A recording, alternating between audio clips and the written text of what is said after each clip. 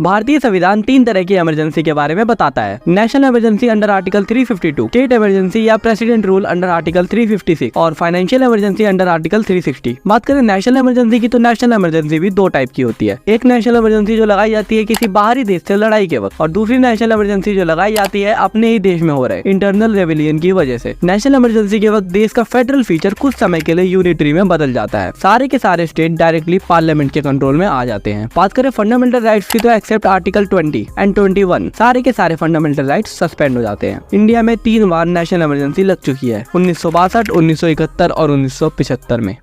President rule state emergency या फिर constitutional emergency, जिसके बारे में बताया गया है कॉन्स्टिट्यूशन ऑफ इंडिया के आर्टिकल 356 में। अगर कोई भी स्टेट यानी कि राज्य किसी भी इंटरनल डिस्टर्बेंस या फिर एक्सटर्नल एग्रेशन की वजह से फंक्शन नहीं कर पा रहा, तो उस केस में प्रेसिडेंट उस पर्टिकुलर राज्य में स्टेट इमरजेंसी या प्रेसिडेंट रूल लगा सकते हैं। इन दैट केस फिर से उस राज्य का सारा कंट्रोल सेंटर के पास आ जाएगा। स्टेट का एडमिनिस्ट्रेशन रन किया जाएगा गवर्नर के द्वारा, acting on behalf of president. State legislature को सस्पेंड कर दिया जाता है और उस स्टेट के बारे में लॉ बनाने का काम करती है पार्लियामेंट ऑफ इंडिया। हमारे देश में आज तक 125 से भी ज्यादा बार स्टेट इमरजेंसी या प्रेसिडेंट रूल लग चुका है और यही चीज इस प्रोविजन को बनाती है बहुत ज्यादा यूज होने वाला प्रोविजन।